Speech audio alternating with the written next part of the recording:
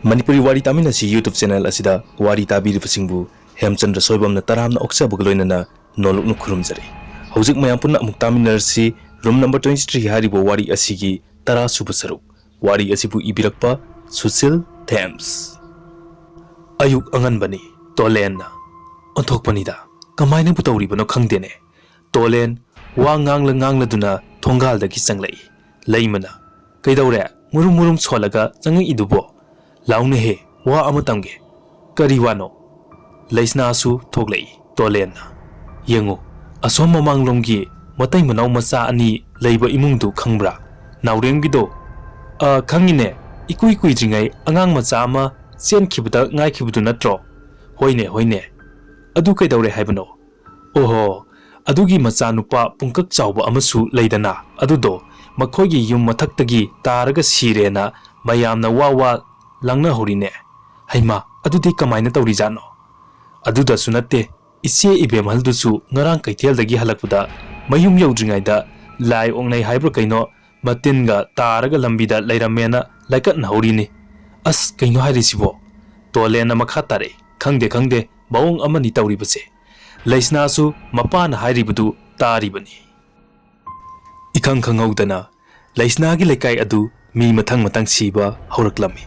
ngarang da angang ama building mathaktagi chongtharaga sibagi pau tabata bangairi ngasi nongalakpada numpa macha ani amasu lambida phibam chadana siduna leirami laikai adugi miyoising adu nungsa thinare numit tarabadi mapan tho uranu haina ba phawba haina ba horakle leimana moi papong ngasi ngarang laikai asita thokliba thodokse eidi singna daba ngamde laibak thirabadi ekhoida su thokloi haiba ngamde aisu khalam libani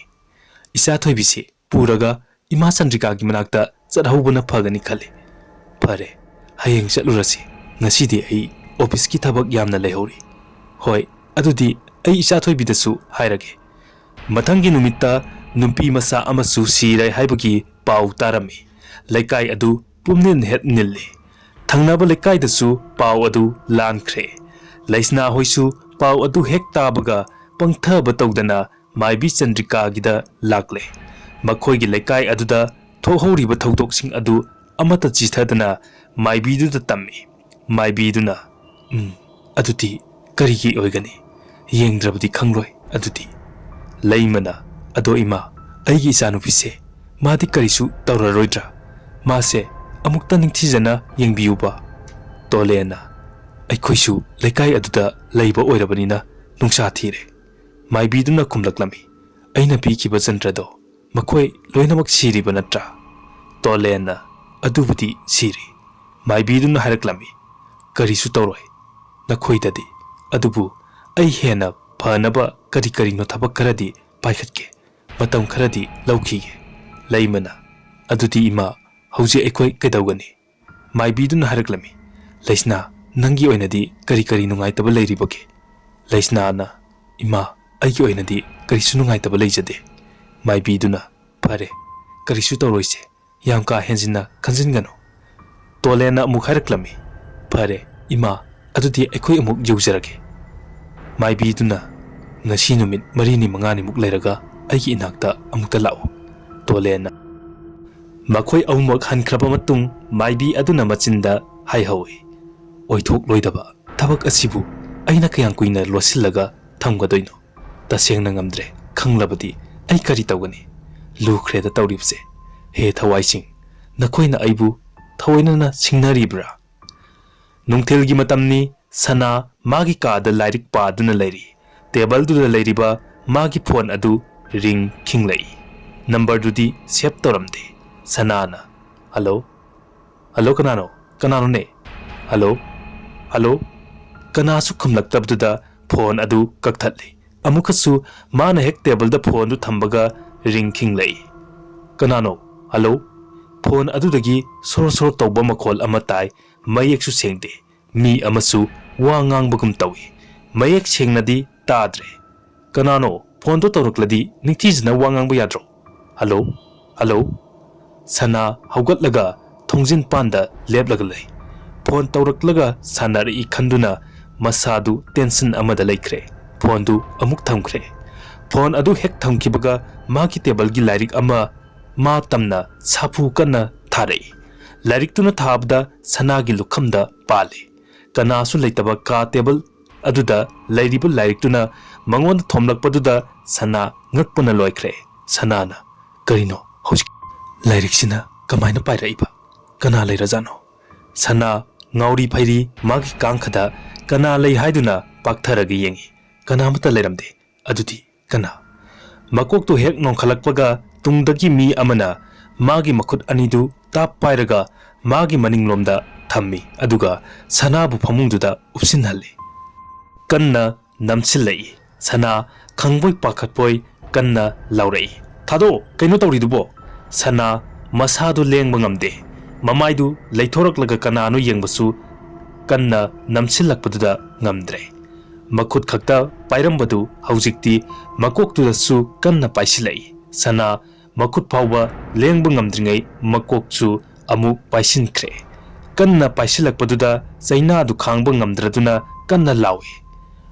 maga ka thangnaraga leiba mamanaba ama kanna chenslei sana kaidoragena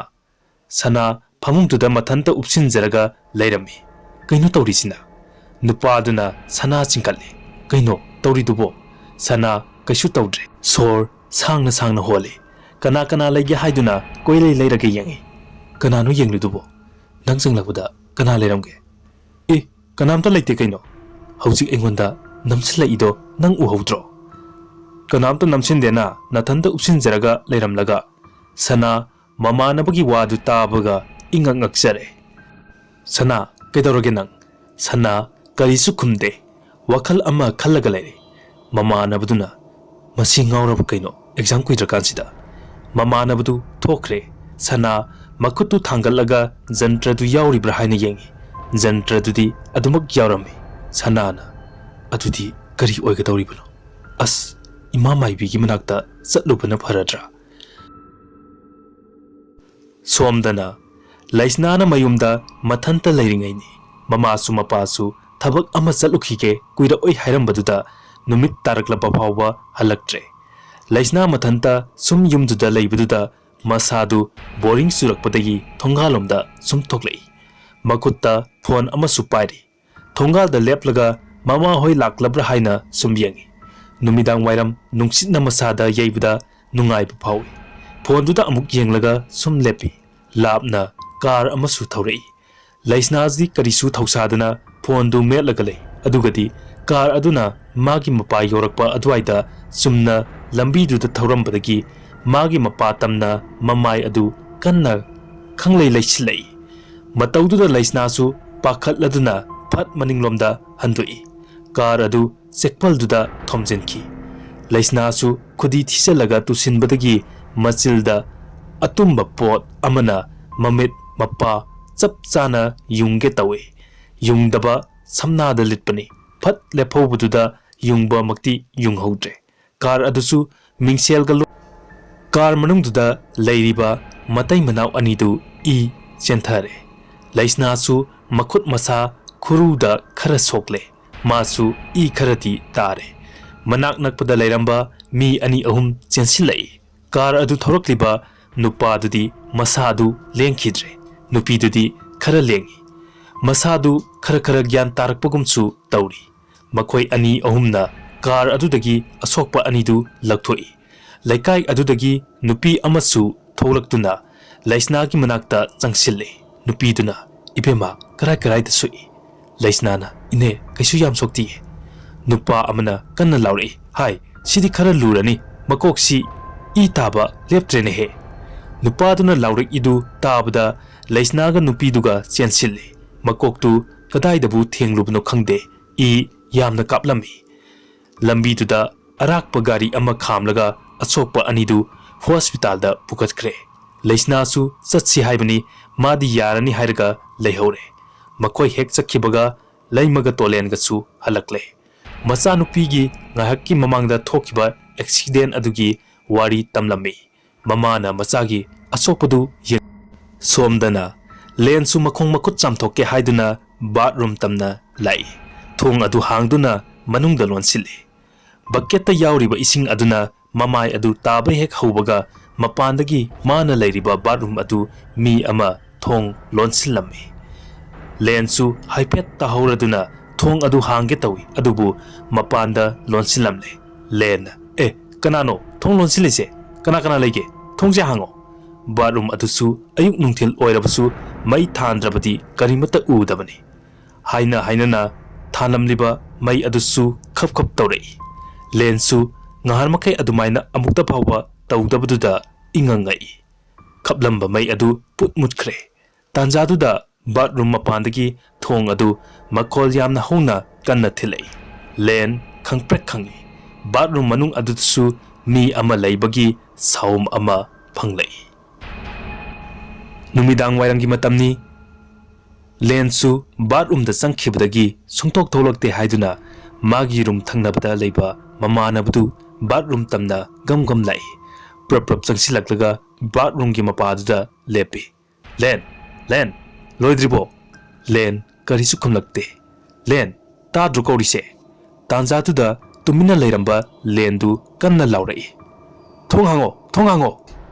bathroom manungdagi thong adu kanna thilai mamanabdu khangprek khangmi thongduda yenglubadadi mapanda lonsinlamlaga leirami amana manungdudagi pakhatpoi kaiboi kanna laurakpaduda mamanabdusu hatu thong adu hangi kaidorage len phibam ikai kairaga chenthorei len kaidorage haibane len karimata khumlamdana masadu ipa pakatna magi rum tamna satkhre mamanabdudi ngakladuna munna yengduna leihowi bathroom duda kana lege haiduna yengi mana hek bathroom duda changbaga amukasu bathroom gi thong adu sat lonsenki nupadu khangprek khangi kanano ne thongango phagi matang chadiko kanano thongango len kanano thongango haibne nupaduna bathroom gi thong adu kanna thilli mana lauribdo hostel aduda leiriba kananasu tadre len masa adu leiba ngamdre makutta siriba jantra adu yenglaga khangi table da leiriba mirror adu tap pairaga yengbada ure mangak samda tariba dag ado bathroom manung aduda musuk muba mi oi kai oi toba amana magi mokhari melak paduda ma sigadaba samnada litpani adubu mamanabdu laklambadagi ma khudong thiba adudagi nanthok hobani amuksu mamanabdu khangning ningsinglai thok hawgatlaga bathroom tamna onthokna su sikre hostel adusu makhoi kharana mayumda satkre khara amana kadaida sakhibano khangde makhoi khara tani leiriba warden adusu leiba ude adumasu kadaida satkrabano khangde lena bathroom het yorpaga nupadu karisu tawdaba amagum gyan tana thoglei lensu wangangde tumina yengi nupa adusu karisu hairamdana adumak satkre lensu nupadu yengduna leihore numidangni chak ising toknaraba matung tumnaraba matamni pung 11 muk taba adwaidani atiyada nongna pikthalle haina tanaba yadaba khamba ngamdaba nong adusu surakadabagi mawong tawrakle chap manaba matam amatadani ahing aduda makhoi thong mapandagi khonjel amakhakna kaihau kaurakli len leisna sana makhoi ahumak chap manana mikap thoi lenna kana orisano somdasu leisna nasu kaino haujikido ai kauri natro sanasu somda asuk yam thenglakansida kanano ne amukasu thong adu thilaklami lenna kanano mapanda thong thilakiba adu tanaba hangi leisnana as mon manaktagi phone du lokhatlaga mamaga makpagada call tawsille sanana kanano thoibra makoina hanglabasu mapandagidi kanana su khumla amde ahingduda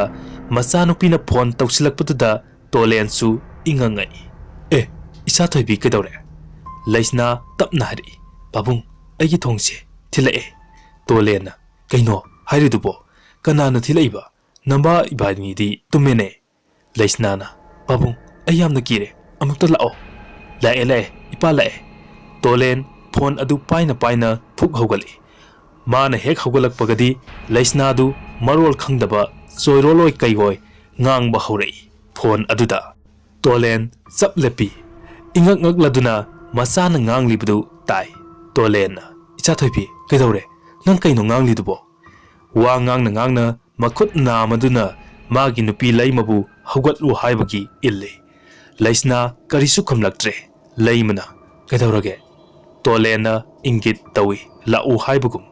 laimasu magi nupagi mataududa pakhatladuna mamit mana singlei aduga makhol mawa amata thokhandabi tapna hogalei laisnana makhol ni kappagumna su tawi yamna tapna babung aibu amukta kanbiyo masagi wahai adu tabda tolen masa pumba tu sungkiba khanghaude tolena chathoibi somdana lena kananone lena tumliba phamung adu laktana singi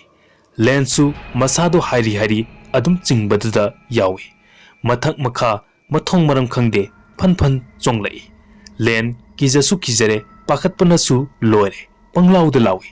thong adusu mapandagi yamna hauna pangthilda thinjilei miku kharagi matungda thong phat hangdorei aduga lengi masa adu laktana mapanda chingthoki aduga lenbu makhada thadarage haibagi matagum makhong adu tap pairaga soro chingi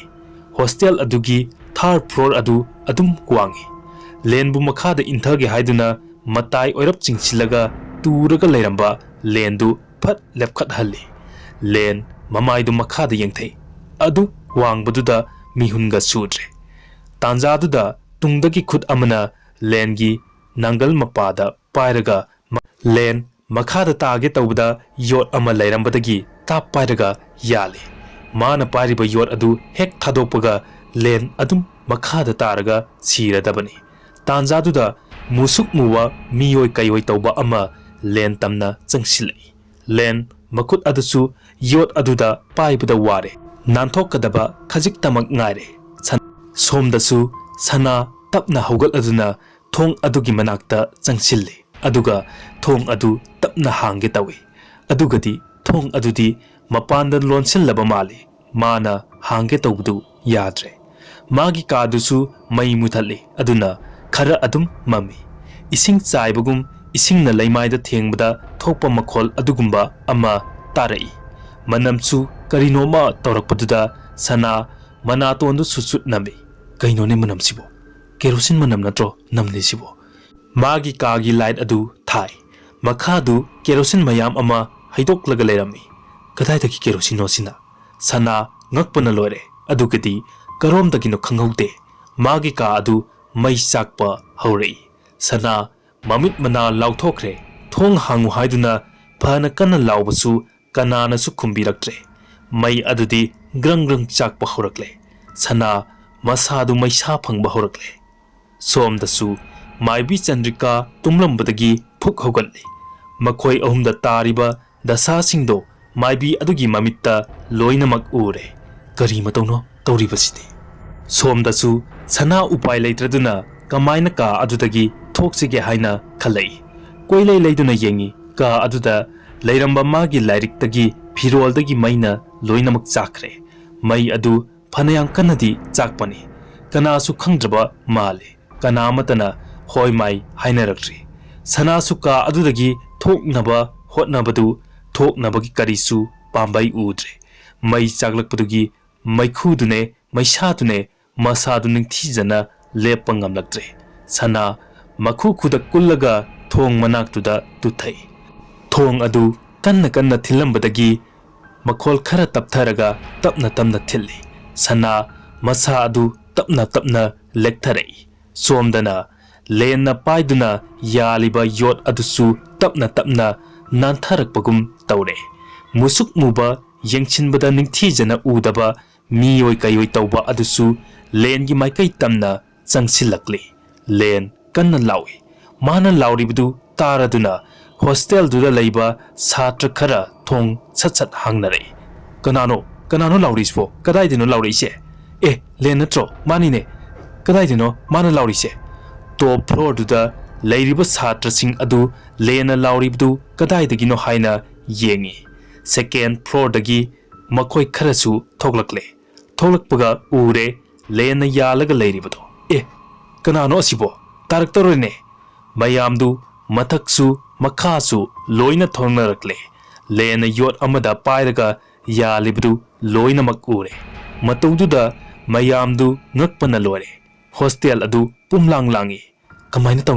ꯀꯃꯥꯏꯅ ꯇꯧꯁꯤꯒꯦ ꯑꯁꯤ ꯍꯥꯏꯗꯨꯅ ꯃꯌꯥꯝ ꯉꯥꯡꯅꯩ ꯍꯣꯕꯦ ꯍꯣꯕꯦ ꯃꯁꯥꯁꯤꯡꯗꯨꯁꯨ ꯏꯊꯛ ꯊꯛꯀꯠꯅꯔꯦ ꯂꯦꯟ ꯃꯈꯨꯠ ꯑꯗꯨ ꯄꯥꯏꯕ ꯉꯝꯁꯤꯜꯂꯛꯇ꯭ꯔꯦ ꯌꯣꯠ ꯑꯗꯨꯁꯨ ꯇꯞꯅ ꯇꯞꯅ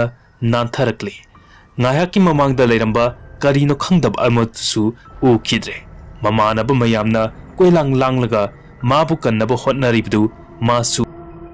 ꯂꯦꯟ ꯆꯦꯠꯅ ꯄꯥꯏꯌꯣ ꯑꯩꯈꯣꯏ ꯁꯤꯗꯒꯤ ꯅꯪꯕꯨ ꯆꯤꯡꯈꯠꯀꯦ ꯂꯦꯟꯅ ꯈꯔ ꯊꯨꯔꯣ ꯑꯩ ꯈꯨꯠꯁꯦ ꯅꯥꯟꯊꯣꯛꯀꯗꯧꯔꯦ ꯃꯈꯣꯏ ꯑꯃ ꯑꯅꯤꯅ ꯊꯥꯔꯗ ꯐ꯭ꯂꯣꯔ ꯑꯗꯨꯗꯒꯤ ꯊꯧꯔꯤ ꯀꯤꯔꯒ ꯂꯦꯟꯒꯤ ꯃꯅꯥꯛ ꯇꯝꯅ ꯂꯪꯁꯤꯟꯅꯕ ꯍꯣꯠꯅꯔꯤ ꯑꯇꯩꯗꯨꯗꯤ ꯂꯣꯏꯅ ꯌꯦꯡꯗꯨꯅ ꯂꯩ ꯌꯣꯠ ꯑꯗꯨ ꯇꯞꯅ ꯇꯞꯅ ꯅꯥꯟꯊꯔꯛꯏ ꯌꯣꯠꯁꯦ ꯂꯦꯡꯉꯤꯅꯦ ꯑꯁꯤꯗꯤ ꯅꯥꯟꯊꯔꯛꯈꯤꯕ ꯇꯥꯔꯦ ꯂꯦꯟꯅ ꯈꯤꯇꯪ ꯊꯨꯔꯣ ꯑꯩ ꯌꯥꯝꯅ ꯋꯥꯔꯦ ꯚꯥꯏ ꯂꯦꯟ ꯃꯄꯤ ꯇꯥꯗꯦ ꯈꯛ ꯉꯥꯏꯔꯦ ꯎꯄꯥꯏ ꯂꯩꯖꯗ꯭ꯔꯦ ꯌꯦꯡꯂꯤꯕ ꯃꯌꯥꯝꯗꯨ ꯍꯨꯃꯥꯡ ꯃꯄꯤ ꯀꯥꯟꯅꯔꯦ ꯈꯔ ꯑꯃꯅ ꯑꯃꯨꯛ ꯍꯥꯏꯅꯔꯛꯏ ꯃꯈꯥꯗ ꯈꯔ ꯀꯨꯝꯃꯨꯁꯦ ꯐꯤ ꯑꯄꯥꯛꯄ ꯈꯔ ꯄꯥꯏꯅꯔꯛꯑꯣ ꯃꯈꯥꯗ ꯑꯣꯛꯁꯦ ꯐꯤ ꯑꯄꯥꯛꯄꯗꯤ ꯂꯩꯔꯣꯏꯌꯦ ꯃꯣꯝꯄꯥꯛꯐꯤꯗꯛ 5 ꯄꯥꯏꯔꯛꯑꯣ ꯍꯣꯏ ꯃꯌꯥꯝꯗꯨꯁꯨ ꯃꯈꯥꯗ ꯀꯨꯝꯊꯔꯒ ꯂꯩꯅꯕ ꯍꯣꯠꯅꯔꯤ ꯃꯊꯛꯇꯒꯤ ꯈꯔꯁꯨ ꯂꯦꯟꯕꯨ ꯂꯥꯝꯅꯕ ꯍꯣꯠꯅꯔꯤ ꯃꯔꯛ ꯑꯁꯤꯗ ꯂꯦꯟꯅ ꯄꯥꯏꯔꯤꯕ ꯌꯣꯠ ꯑꯗꯨꯁꯨ ꯅꯥꯟꯊꯔꯛꯏ ꯑꯗꯨꯕꯨ ꯌꯣꯠ ꯑꯗꯨꯗ ꯄꯥꯏꯔꯤꯕ ꯂꯦꯟꯒꯤ ꯃꯈꯨꯠ ꯑꯗꯨ ꯄꯥꯏꯕꯒꯤ ꯄꯥꯡꯒꯜ ꯂꯩꯇ꯭ꯔꯕ ꯃꯥꯜꯂꯤ ꯎꯄꯥꯏ ꯂꯩꯇ꯭ꯔꯗꯨꯅ ꯃꯈꯨꯠ ꯑꯗꯨ ꯊꯥꯗꯣꯛꯈ꯭ꯔꯦ ꯂꯦꯟ ꯇꯥꯈ꯭ꯔꯦ ꯃꯌꯥꯝꯗꯨ ꯃꯀꯣꯛ ꯄꯥꯏꯕ ꯀꯟꯅ ಲಾꯎꯕ ꯀꯌꯥ ꯑꯃ ꯇꯧꯗꯨꯅ ꯂꯦꯟ ꯇꯥꯈꯤꯕꯗꯨ ꯌꯦꯡꯉꯤ ꯂꯦꯟ ꯎꯄꯥꯏ ꯂꯩꯇ꯭ꯔꯦ ꯈꯟꯗꯨꯅ ꯃꯃꯤꯠꯇ ꯃꯄꯤ ꯆꯦꯟꯊꯔꯒ ꯃꯃꯤꯠꯇꯨ ꯎꯏꯁꯤꯟꯈ꯭ꯔꯦ ꯂꯦꯟ ꯊꯥꯔꯗ ꯐ꯭ꯂꯣꯔ ꯑꯗꯨꯗꯒꯤ ꯃꯥꯂꯦꯝ ꯂꯩꯃꯥꯏꯗ ꯇꯥꯁꯤꯟꯈ꯭ꯔꯦ ꯃꯌꯥꯝꯗꯨ ꯀꯞꯅ ꯀꯞꯅ ꯂꯦꯟꯒꯤ ꯃꯅꯥꯛꯇ ꯆꯦꯟꯁꯤꯟꯅꯩ ꯁꯣꯝꯗꯁꯨ ꯂꯩꯁꯅꯥꯒꯤ ꯀꯥ ꯇꯝꯅ ꯇꯣꯂꯦꯟꯒ ꯂꯩꯃꯒ ꯆꯦꯟꯁꯤꯜꯂꯤ ꯏꯆꯥꯊꯣꯏꯕꯤ ꯏꯄꯥ ꯂꯥꯛꯂꯦ ꯊꯣꯡ ꯑꯗꯨ ꯐꯠ ꯍꯥꯡꯕꯒ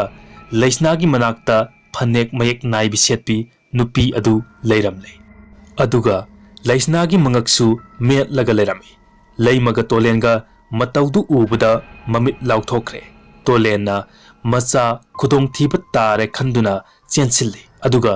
ꯐꯅꯦꯛ ꯃꯌꯦꯛ ꯅꯥꯏꯕꯤ ꯁꯦꯠꯄꯤꯗꯨ ꯁꯣꯛꯀꯦ ꯍꯦꯛ ꯇꯧꯕꯒ ꯁ꯭ꯋꯥꯏ ꯃꯥꯡꯈ꯭ꯔꯦ ꯂꯩꯁꯅꯥ ꯃꯌꯥꯗꯒꯤ ꯎꯏ ꯑꯣꯔꯣ ꯆꯦꯟꯊꯔꯛꯏ ꯑꯁꯣꯝꯗꯅ ꯃꯥꯏꯕꯤꯗꯨ ꯋꯥꯈꯜ ꯇꯥꯔꯛꯂꯦ ꯃꯈꯣꯏꯕꯨ ꯀꯟꯕ ꯉꯝꯅꯕ ꯄꯥꯝꯕꯩꯗꯨ ꯃꯥ ꯈꯪꯂꯛꯂꯦ ꯁꯣꯏꯗꯅ ꯃꯈꯣꯏꯕꯨ ꯀꯟꯕ ꯉꯝꯂꯒꯗꯕ ꯃꯑꯣꯡ ꯑꯃ ꯃꯥꯏꯕꯤꯗꯨꯅ ꯈꯪꯂꯦ ꯃꯇꯥꯡꯁꯤꯗ ꯇꯥꯍꯟꯖꯔꯤꯕ ꯋꯥꯔꯤ ꯔꯨꯝ ꯅꯝꯕꯔ 23ꯒꯤ 10ꯁꯨꯕ ꯁꯔꯨꯛ ꯂꯣꯏꯁꯤꯟꯖꯔꯦ ꯋꯥꯔꯤ ꯑꯁꯤ ꯄꯥꯊꯣꯛꯆꯕ ꯃꯇꯝꯗ ꯋꯥꯍꯩ ꯋꯥꯇꯥ ꯁꯣꯏꯈꯤ ꯂꯥꯟꯈꯤꯕ ꯌꯥꯎꯔꯕꯁꯨ ꯇꯥꯕꯤꯔꯤꯕ ꯈꯨꯗꯤꯡꯃꯛꯅ ꯉꯥꯛꯄꯤꯌꯨ ꯍꯥꯏꯖꯕꯒ ꯂꯣꯏꯅꯅ ꯍꯦꯝꯆꯟꯗ꯭ꯔ ꯁꯣꯏꯕꯝꯅ ꯑꯃꯨꯛ ꯍꯟꯅ ꯏꯀꯣꯛꯅꯣꯅ ꯈꯨꯔꯨꯝꯖꯔꯤ